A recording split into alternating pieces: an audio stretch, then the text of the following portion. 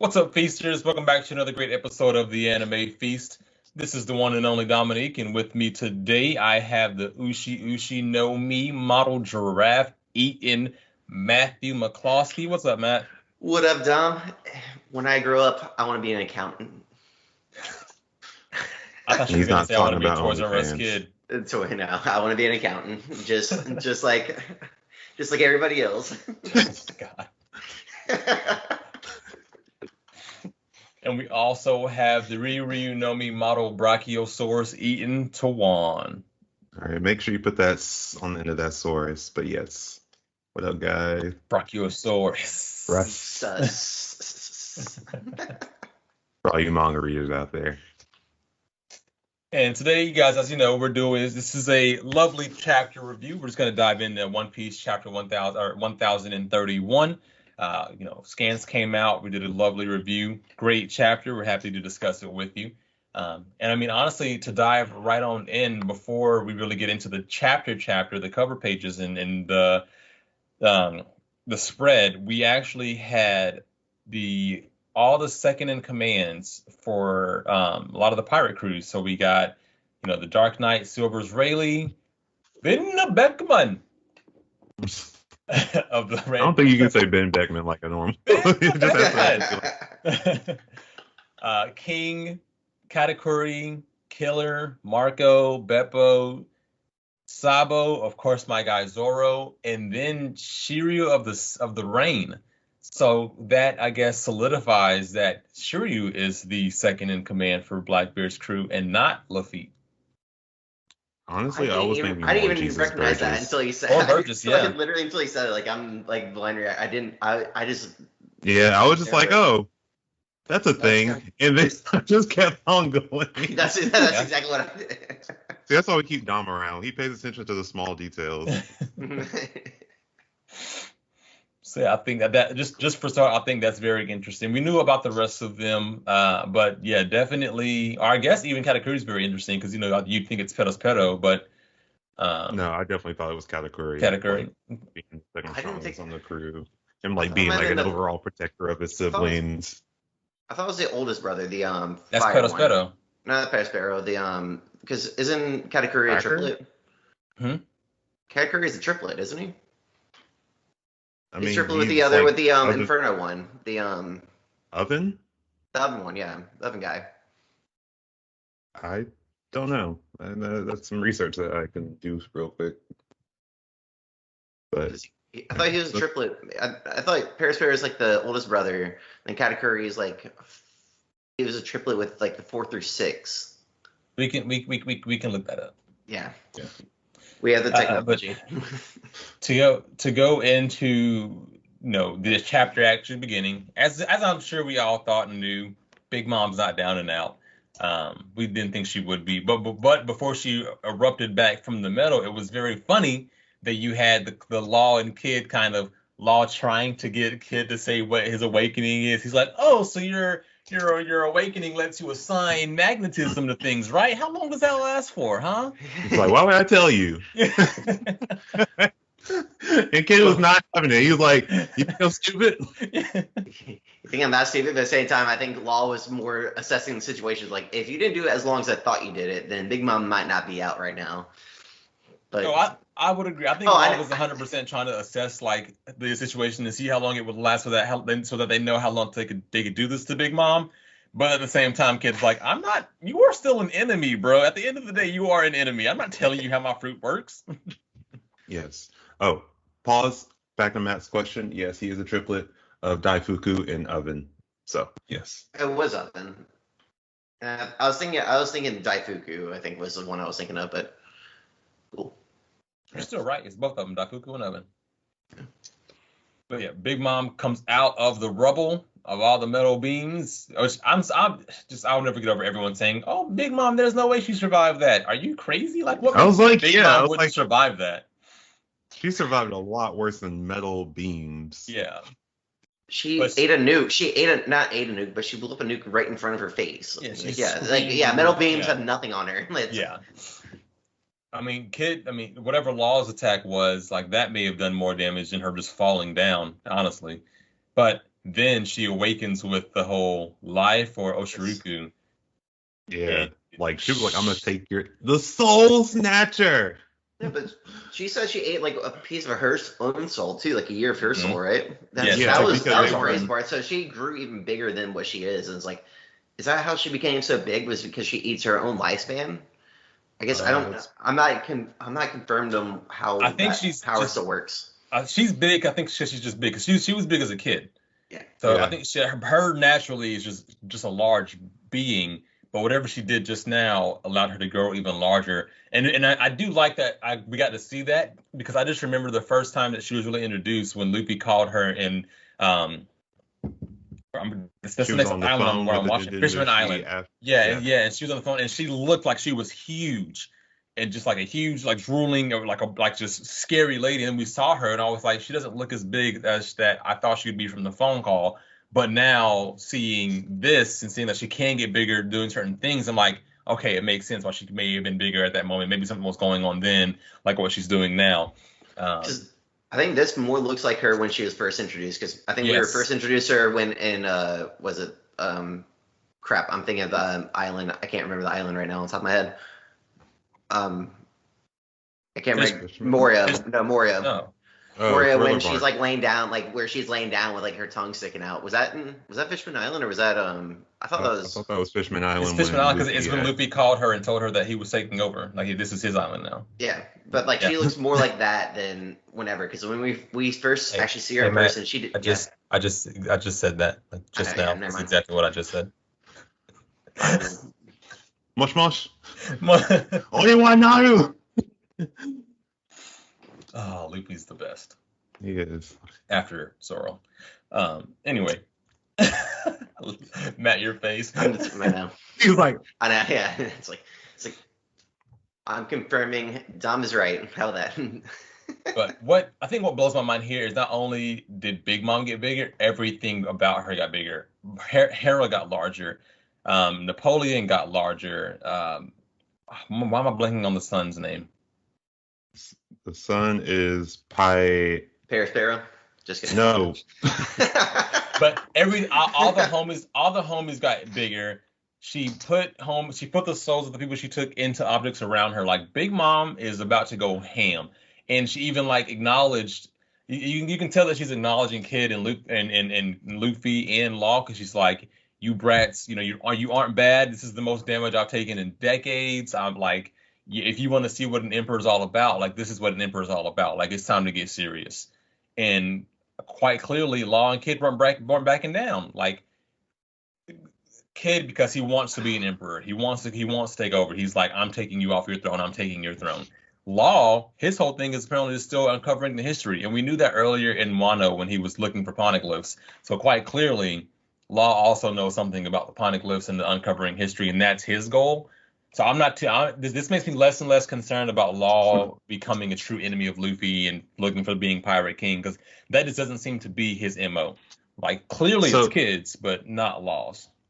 I think it's interesting that Law is a D and has a will of D, which has like something to do with the history, and then Kid has Conqueror's Haki, which makes him want to be an emperor and like powerful. So, like Oda's assignment with that, I thought that was cool. I'm gonna say it's hard for Kid not to be a D at this point, but it's something with Kid like it's gonna be Key D Eustace or something like that. I don't know. Like it's gonna be something Kid. Key D Eustace. I mean I don't. Kid's his last name. I know the kid's last name, but there's something after it that he hasn't explained. It's gonna be hard. It's hard for me. That and it's like I don't know. Like Kid, he's too relevant in the story not to be a D at this point. Also, like if Law is a D, then I think Kid has to be a D also. I'm throwing spaghetti into the wall and trying to hopefully it sticks. That's what I'm doing right now. But I'm looking at the panel right now, but like the panel of Big Mom like standing over the Big Mom standing over Kid and Law reminds me of when Kaido was first introduced, when Kaido is standing over Hawkins and Apu. It's super intimidating. I don't know, it just gives me a little chills and it's just like it just brings me a flashback when we were first introduced to Kaido. That's a good point. It does look like that, like when he landed, just like a Big Mom landed from the crash, and then just being this huge Emperor beast in front of them, like, you're about to get wrecked, son. It's like, oh, you thought you could fight an emperor? Let me show you what a true emperor's power is. I mean, But, I was but gonna say, Kid already knows because he got destroyed by Kaido earlier. But whatever. I mean, we go back downstairs, though. Back to Kid. Now we're back to Drake Apu, so we're getting more information on that. And it looks obviously, Drake wasn't going to agree to whatever Apu was saying, so they start to fight. And we see, that Drake has figured out Apu's abilities. Like, not only is it sound based, but it's also based on your line of sight. And we were told earlier that it was sound based. The Killer told us, cover your ears and it won't hurt you because you don't hear it. But we didn't know that it was also following the line of vision. So technically, you don't have to cover your ears to fight Apu. As long as you're just dodging where he's looking, you're good to go. So the antithesis to Apu is the invisible fruit. I guess. I So don't you know. can't see him, you can't hear him. True, but at the same time, Apu, he's been thrown under a bus, I believe. Like, he was such a cool person when introduced first with the worst generation, but now he's being more cowardly and everything. He's easily being almost down to my least favorite worst generation person. Like, he's a traitor, he's a coward. He's just, I don't see what's so special about him anymore. But I like what happened here is that Yamato transformed. So she's clearly looking for a way to get downstairs, and she had to go a different route because there were guys in the front. So she's going through the Iwato chamber, which is where Apu and Drake are, and she crashes through. She's running in her fox form, but when she busts down the door, she's back in her human form, which I thought was pretty cool. And immediately as she busts in, she's seeing all of them, and she's confused why Drake and Apu are talking at this moment. And as you were saying, kind of the cowardly approach of Apu, he's like, I need to get Yamato on my side now, screw Drake, and talks to Yamato, and Yamato talks back, but kind of like, I'm in a hurry, I don't have time to deal with you, I'm on your side. And they're both like, you want to hear this. And then, but somehow, for some reason, she attacks Drake. She ran by Apu, but she attacked Drake. And knocked Drake over, even when Drake does say he also abandoned Kaido. So they're not That's in the middle of the attack too. Yeah. It was so funny. It's like I betrayed. Yamato Apu is like, I'm betraying Kaido, and it's like, oh, I'm gonna take out Tobiroba while I'm here, and Drake's like, no, I also betrayed Kaido, and it's like, oh, sorry about that. Yeah. Oh well, but I have things to do. I'm the only Onigashima in the fire capital of the state, so I'm gonna go on my way now. But what I thought was interesting here, I didn't notice it the first time I read it, but the second time, is that Fuga noticed Yamato when she busts through, and as she continued to run, went after her. And so and that's why Apu was calling after him, like, what are you doing? And Yamato was like, what? What's that? Oh, screaming and stuff. So I'm really curious as to what's going on there. I don't know if Fuga is going after her or wants to be with her. I'm going to say this because of one theory I heard, that those three that are in there with Apu look like the three people that were captured with Yamato when she was a kid, when Kaido threw her and chained her up in that basement or whatever years ago after the Odin thing. There were those three samurai in there with her that fed her and kept her alive or whatever. People were saying that these three look like those three people that were down there with her. And so if that's the case, maybe Fuga immediately recognized her and now wants to be on her side. So that's just a side tangent that I heard a theory about a couple of weeks ago, and now seeing this here is maybe that theory's not wrong. That spaghetti sticking to the wall pretty good right there. Yeah. And then we move on to Robin and Brooke. They're running into the CP0 agents, especially, and we're finding out that the masked agents are especially formidable, as Brooke is letting us know. And was it Brooke or Robin? I thought Robin. Brooke Robin? Brooke recognized them from Dressrosa, but Robin was like, even in the CP0, they're the elite of the elite. So yeah, when he said Dressrosa, when were they on Dressrosa? I thought it was just a Navy on regular Dressrosa. Oh, I guess no. When Kaku and Lucci. Never mind. No. My bad.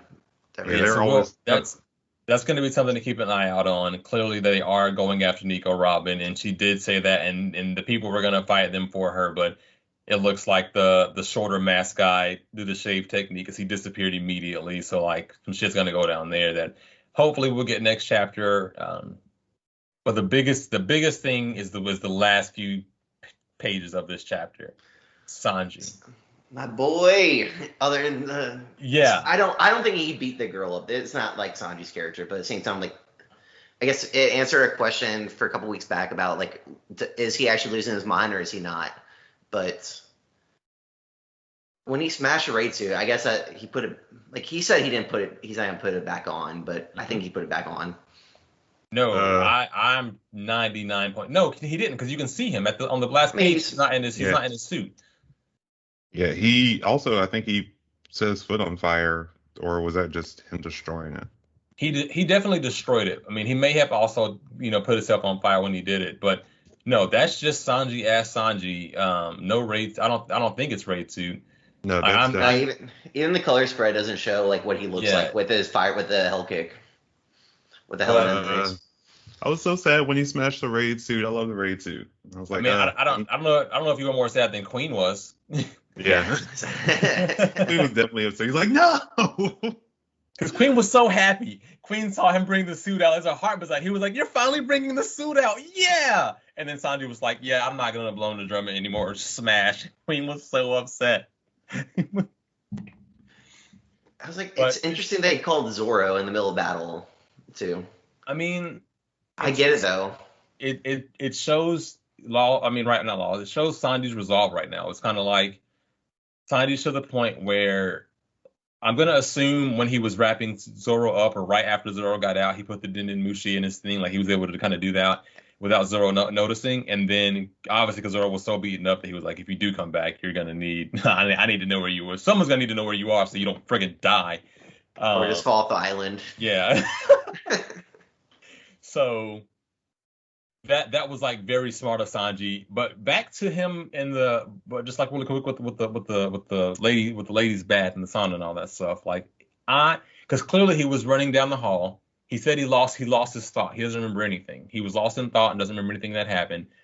He's running down the hall. I want to give him the benefit of the doubt that he didn't, lose himself and hit her for no reason, but instead he was literally just running and was so lost in thought he didn't even acknowledge her, didn't see her, and like she's bloodied because he just kept running and like literally like one of his knees and they just caught her in the face as he was running. Like he ran through her essentially because he didn't see her. Well, did it show that she was fine before Yeah. he walked? Yeah. Okay. Mm-hmm. Yeah, the panel before is her explaining that she doesn't belong to Kaido or we don't know if she's like them. I mean, it looks like it's from Sanji's point of view that she's looking at him in terror, but at the same time, I think like something else, like she got hit by a beam that fell down or something like that. I don't believe it's You're Sanji. really trying to give him the benefit. It's I'm very clearly much him. Like, I just can't see him doing that, but it was just Exactly, a reason for him to like smash the raid suit, and I'm just Exactly.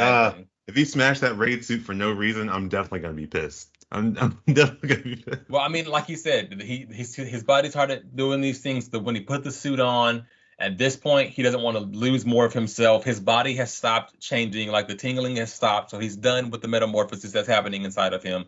At this point, it's like, if I put the suit on again, will this metamorphosis continue again? Will that dormant, DNA start to resurge again and do more to me than what it's already done? Like, at this point, it's giving me the body. Great. I don't want to put it back on and make the DNA continue to shift to where my mind is gone completely also. So he's gotten the better deal right now where it's like, great, I got the really strong body. I can stop this right now. Never do this again. But he's like, I also loved his debate. Which one do you want me to be, Luffy? My human side allows me is what makes me never hit a girl, never hit a woman ever.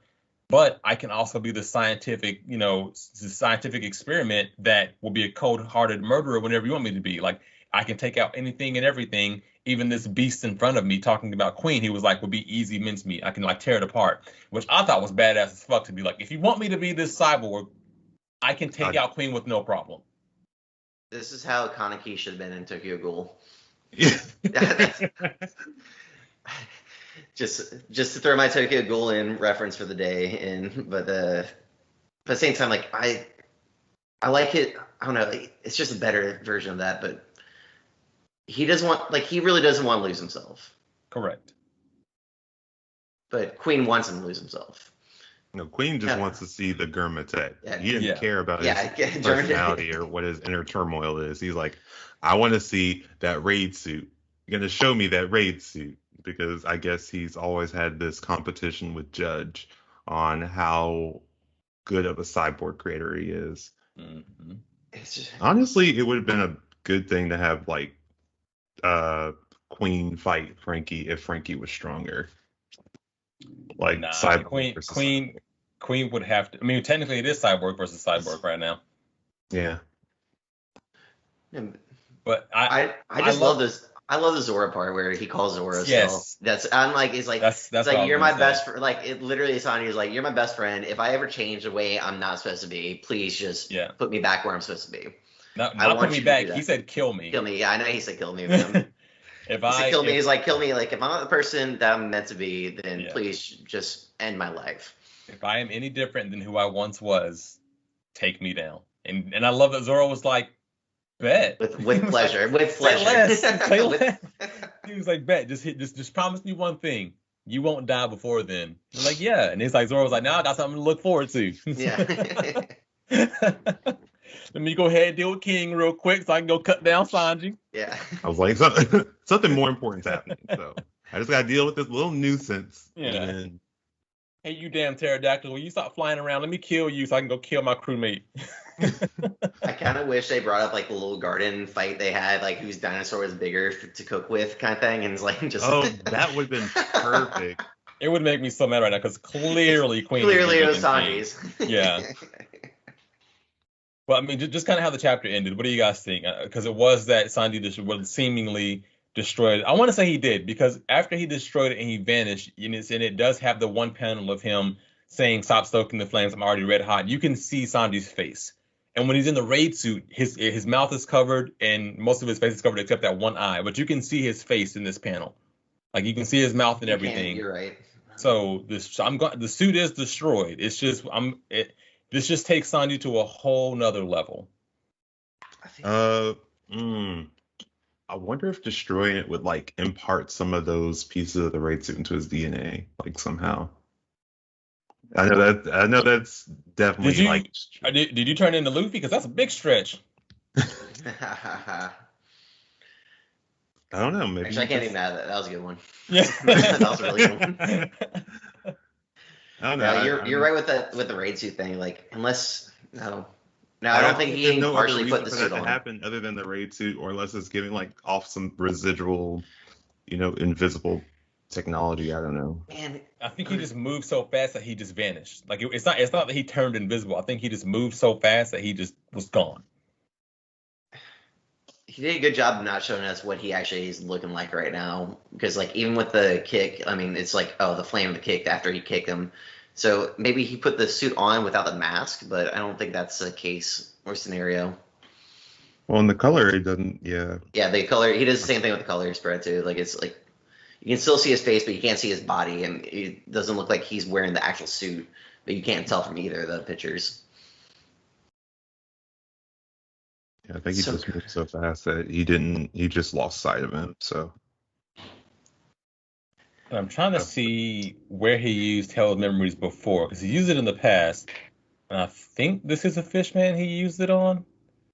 What the hell memories? Yeah, because I remember that wasn't the first time that he's done that, but I don't remember him using it a lot. So I was trying to see when it was that he first brought out Hell Memories. He put work on Queen though. Queen. I feel like Queen fight's about to end soon, and we're gonna dive into the Zoro King. Better. Look, I get it, but Sanji had a whole damn arc, and we're back to more Sanji, and I'm like, yo, like, can we like stop? Okay. Can we get a little Zoro love? Just like a little Zoro love in the chat, please. But I feel like Oda has been giving Zoro a lot of love, especially with that fight with Kaido when they were on the roof.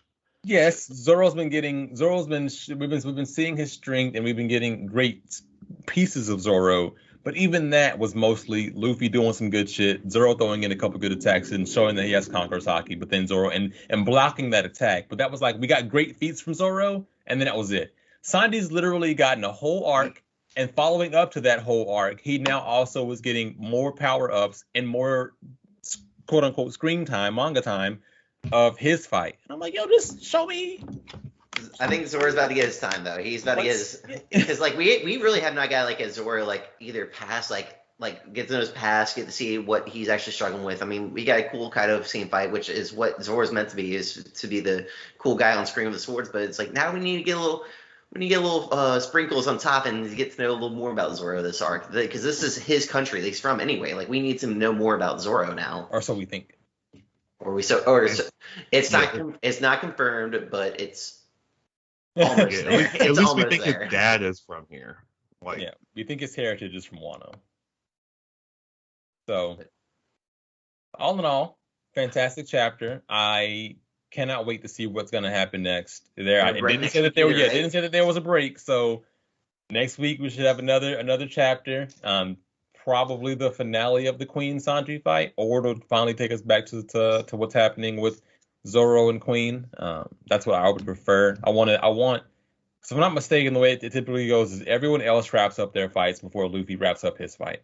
So it should be that Sanji takes out Queen here, then we get to go Zoro finally beating King, and then we get focused back on Luffy taking down Kaido, and maybe we'll see a little bit more Big Mom Kid in them, but then we finally get to Kaido, Luffy, as Onigashima falling, because it can't be a few more chapters before that's done, because it's been 5 minutes, 10 minutes left for like 4 chapters now. That time limit's come to an end. I think the chapters, or at least the King Queen fight, I hope they end at the same time, because before the Queen and King fight, Sanji and Zoro were like, let's wrap this up so we can go watch Luffy become the Pirate King in front of us on top of the roof. Well, yeah, become a Yonko at this point. Yonko, oh yeah. I'm still not gonna I can't remember the exact words, but they want to go. Yeah. They want to sit on top and watch Luffy beat Kaido after they're done with these fights. So, do we think that Big Mom's going to be officially taken down this arc? No. Okay. That's a good question. Because if Kid and Law actually do take down Big Mom, what do we think that's going to do for their ranking as far as like world government's concerned? Do you think they're going to make both of them Yonkos? Or they just make like Kid a Yonko?